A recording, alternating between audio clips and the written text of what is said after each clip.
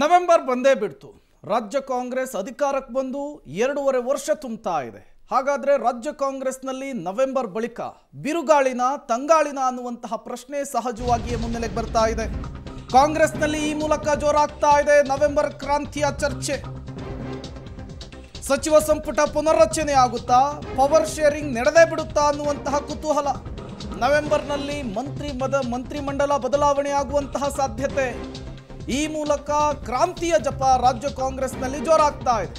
CM Delhi ಪ್ರವಾಸಕ್ಕೂ ಮುನ್ನ DKShi ದಿಢೀರಂತೇಳಿ Delhi ದೌಡಾಯಿಸಿದ್ದಾರೆ. High command ಬುಲಾವ್ ನೀಡಿದ್ರಷ್ಟೇ DK Delhi ಪ್ರವಾಸ ಮಾಡ್ತೀವಿ ಅಂತ ಹೇಳಿದ್ರು.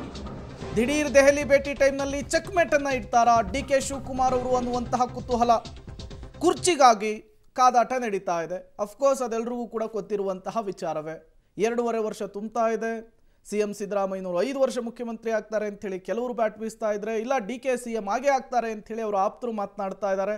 ಇದರ ನಡುವೆ ವರಿಷ್ಠರ ನಡೆ, ವರಿಷ್ಠರ ತೀರ್ಮಾನ ಏನಾಗಿರುತ್ತೆ ಅನ್ನುವಂತಹ ಕುತೂಹಲ.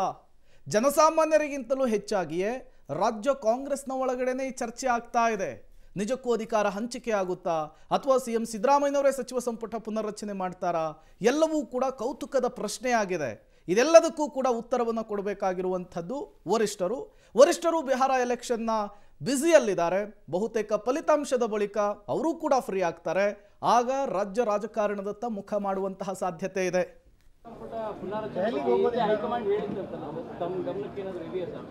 ಚೀಫ್ ಮಿನಿಸ್ಟರ್ ಮಾತಾಡ್ತಾರೆ, ಅದನ್ನ ಅವರು ದಿನ ಹೋಗ್ತಾ ಇರ್ತೀನಿ, ಕೆಲಸ ಇದ್ದಾಗೆಲ್ಲ ಹೋಗ್ತಾ ಇರ್ತೀನಿ. ಹೈಕಮಾಂಡ್ ನಾಯಕರು ಭೇಟಿ ಮಾಡಕ್ಕೆ ಹೋಗ್ತೀನಿ, ನಿಮ್ಮನ್ನು ಭೇಟಿ ಮಾಡಕ್ಕೆ ಹೋಗ್ತೀನಿ, ರೆಸ್ಟ್ ತಗೊಳಕ್ಕೂ ಹೋಗ್ತೀನಿ, ಶಾಪಿಂಗೂ ಹೋಗ್ತೀನಿ, ಕೋರ್ಟ್ ಕೇಸ್ಗೂ ಹೋಗ್ತೀನಿ, ಎಲ್ಲರಿಗೂ ಭೇಟಿ ಮಾಡಕ್ಕೆ ಹೋಗ್ತೀನಿ.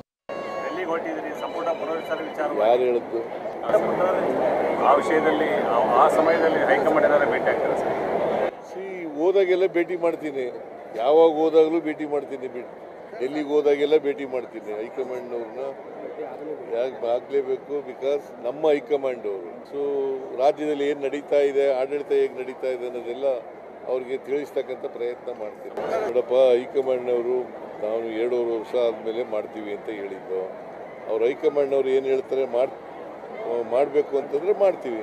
ಹೈಕಮಾಂಡ್ನವರು ಕ್ಯಾಬಿನೆಟ್ ಈಗ ಒಂದು 3-4 ತಿಂಗಳಿಂದ ಕ್ಯಾಬಿನೆಟ್ ರೀಸಬಲ್ ಮಾಡಿ ಅಂತ ಹೇಳ್ತಾ ಇದ್ರು. ಮತ್ತಷ್ಟು ಡೀಟೇಲ್ಸ್ ಅನ್ನು ಕೊಡ್ತಾರೆ ನಮ್ಮ ಪ್ರತಿನಿಧಿ ಮಸೂದ್. ನೇರ ಸಂಪರ್ಕದಲ್ಲಿ ಜಾಯಿನ್ ಆಗಿದ್ದಾರೆ. ಮಸೂದ್, ರಾಜ್ಯದಲ್ಲಿ ಕಾಂಗ್ರೆಸ್ ಆಡಳಿತಕ್ಕೆ ಬಂದು 2.5 ವರ್ಷ ತುಂಬುತ್ತಾ ಇದೆ. ಅಧಿಕಾರಕ್ಕೆ ಬಂದಾಗಿನಿಂದಲೂ ಕೂಡ ಈ ಅಧಿಕಾರ ಹಂಚಿಕೆಯ ವಿಚಾರ ಜಪ ಜೋರಾಗ್ತಾ ಇದೆ. ಇದೇ ವಿಚಾರವನ್ನು ಇಟ್ಕೊಂಡು ಕಾಂಗ್ರೆಸ್ನ ನಾಯಕರುಗಳು ಕೂಡ ದಿನ ದುಡ್ತಾ ಇದ್ದಾರೆ. ಬಟ್ ನವೆಂಬರ್ಗೆ ಏನಾಗಬಹುದು, ವರಿಷ್ಠರ ಲೆಕ್ಕಾಚಾರ ಏನಿದೆ ಅಂತ ಹೇಳಿ ಪ್ರೇಮ್, ಸಾಕಷ್ಟು ಕುತೂಹಲ ಮೂಡಿಸಿರುವಂಥದ್ದು ನವೆಂಬರ್ ಡಿಸೆಂಬರ್ ಕ್ರಾಂತಿ ಅನ್ನುವಂಥ ಚರ್ಚೆ ಏನು ಶುರುವಾಗಿದೆ. ಅದು ಈಗಿಂದಲೇ ಒಂದು ರೀತಿಯಲ್ಲಿ ಮುನ್ನುಡಿ ಬರಿತಾ ಇದೆ. ಕೆಲವು ಬೇರೆ ಬೇರೆ ವಿದ್ಯಮಾನಗಳಿಂದ, ಕೆಲವು ಬೇರೆ ಬೇರೆಯವರ ಹೇಳಿಕೆಗಳಿಂದಾಗಿ. ಈಗಾಗಲೇ ಯತೀಂದ್ರ ಅವರು ಹೇಳಿಕೆ ಕೊಟ್ಟು, ಉತ್ತರಾಧಿಕಾರಿ ಹೇಳಿಕೆ ಕೊಟ್ಟು ಇದಕ್ಕೊಂದು ಬಲವಾದ ಮುನ್ನುಡಿಯನ್ನು ಬರೆದಿದ್ದಾರೆ. ಆ ನಂತರ ಒಂದಷ್ಟು ಜನ ಸಚಿವರು ತ್ಯಾಗದ ಮಾತು ಕೂಡ ಆಡ್ತಿದ್ದಾರೆ. ಒಂದಷ್ಟು ಜನ ಆಕಾಂಕ್ಷಿ ಶಾಸಕರು ಸಂಪುಟ ಪುನರ್ರಚನೆ ಆಗಬಹುದು, ಆದರೆ ನಮಗೂ ಕೂಡ ಸ್ಥಾನ ಸಿಗುತ್ತೆ ಅನ್ನುವಂಥ ಮಾತುಗಳನ್ನು ಹೇಳ್ತಾ ಇದ್ದಾರೆ. ಒಟ್ಟಾರೆಯಾಗಿ ಒಂದು ರೀತಿಯಲ್ಲಿ ಕುತೂಹಲ ದೊಡ್ಡ ಮಟ್ಟದಲ್ಲಿ ಬೆಳೀತಾನೆ ಹೋಗ್ತಾ ಇದೆ. ಹೈಕಮಾಂಡ್ ಏನು ಮಾಡುತ್ತೆ ಅನ್ನುವಂತಹ ಕುತೂಹಲ ಕೂಡ ಸಹಜವಾಗಿ ಮನೆ ಮಾಡಿದೆ. ಬಿಹಾರ ಚುನಾವಣೆ ಮುಗಿಬೇಕು, ಬಿಹಾರ ಫಲಿತಾಂಶ ಬರಬೇಕು, ಅನಂತರ ರಾಜ್ಯದತ್ತ ಹೈಕಮಾಂಡ್ ಅವರು ಗಮನ ಕೊಡೋದು. ಇದುವರೆಗೂ ಕೂಡ ಎಲ್ಲವನ್ನು ಕೂಡ ಗಮನಿಸ್ತಾ ಇದ್ದಾರೆ ಹೈಕಮಾಂಡ್ ನಾಯಕರು, ರಾಜ್ಯದಲ್ಲಿ ಏನಾಗ್ತಿದೆ ಅಂತ. ಆದರೆ ಮಧ್ಯಪ್ರವೇಶ ಮಾಡ್ತಾ ಇಲ್ಲ.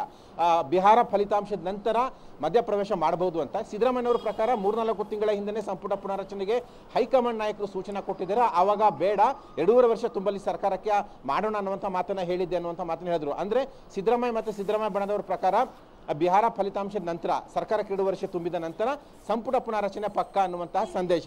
ಆದರೆ ಡಿಕೆ ಶಿವಕುಮಾರ್ ಮತ್ತು ಡಿಕೆ ಶಿವಕುಮಾರ್ ಅವರ ಕ್ಯಾಂಪ್ ಪ್ರಕಾರ ಕುರ್ಚಿ ಬದಲಾವಣೆ ಆಗಬೇಕು, ಪವರ್ ಶೇರ್ ಆಗಬೇಕು, ಅಲ್ಲಿವರೆಗೆ ಸಂಪುಟ ಪುನರ್ರಚನೆ ಇಲ್ಲ ಅನ್ನುವಂಥ ಸಂದೇಶ. ಎಲ್ಲವೂ ಕೂಡ ಒಂದು ರೀತಿಯಲ್ಲಿ ಸಿದ್ದರಾಮಯ್ಯ ಮತ್ತು ಡಿ ಕೆ ಶಿ ನಡುವೆ ಶೀತಲ ಸಮರ ನಡೀತಾ ಇದೆ. ಈ ವಿಚಾರದಲ್ಲಿ ಬಹಿರಂಗವಾಗಿ ಸಂಪುಟ ಪುನರ್ರಚನೆಗೆ ಡಿ ಕೆ ಶಿವಕುಮಾರ್ ಅವರು ವಿರೋಧ ಮಾಡ್ತಿಲ್ಲ, ಆದರೆ ಆಂತರಿಕವಾಗಿ ದೊಡ್ಡ ಮಟ್ಟದಲ್ಲಿ ವಿರೋಧ ಮಾಡ್ತಿದ್ದಾರೆ. ಅವರ ಬೆಂಬಲಿಗರು ಕೂಡ ಹೇಳಿಕೆಗಳನ್ನ ಕೊಡ್ತಾ ಇದ್ದಾರೆ. ಎಲ್ಲವೂ ಕೂಡ ಹೈಕಮಾಂಡ್ ಅಂಗಳಕ್ಕೆ ಏರೇ ಇರುತ್ತೆ, ಆ ಸಂದರ್ಭದಲ್ಲಿ ಇತ್ಯರ್ಥ ಆಗುತ್ತೆ. ಆದರೆ ಸದ್ಯಕ್ಕಂತೂ ಒಂದು ರೀತಿಯಲ್ಲಿ ಅಸ್ಪಷ್ಟ. ಸಿದ್ದರಾಮಯ್ಯನವರು ಪುನರ್ರಚನೆ ದಾಳ ಪ್ರಯೋಗ ಮಾಡುವ ಮೂಲಕ ಪವರ್ ಶೇರ್ ಪ್ರಹಸನವನ್ನು ಮುಂದೂಡಿಕೆ ಮಾಡಬೇಕು ಅಥವಾ ಅದನ್ನು ತೆರೆಗೆ ಎಳೆಯಬೇಕು ಅನ್ನುವಂತಹ ಪ್ರಯತ್ನ. ಆದರೆ DKಶಿ ಅದಕ್ಕೆ ವಿರುದ್ಧವಾದಂಥ ಪ್ರಯತ್ನ ಮಾಡ್ತಿದ್ದಾರೆ. ಹಾಗಾಗಿ ಹೈಕಮಾಂಡ್ ತೀರ್ಮಾನ ಇಲ್ಲಿ ಬಹಳ ಮುಖ್ಯ ಆಗುತ್ತೆ. ಹೈಕಮಾಂಡ್ ತೀರ್ಮಾನ ಏನು ಅನ್ನುವಂಥದ್ದು ಬಿಹಾರ ಫಲಿತಾಂಶ ನಂತರ ಗೊತ್ತಾಗುತ್ತೆ. ಆ ನಂತರವೇ ದೆಹಲಿ ದಂಗಲ್ ಜೋರಾಗುತ್ತೆ. Prem. Okay, thank you Masood ತಮ್ಮೆಲ್ಲ ಮಾಹಿತಿಗಾಗಿ.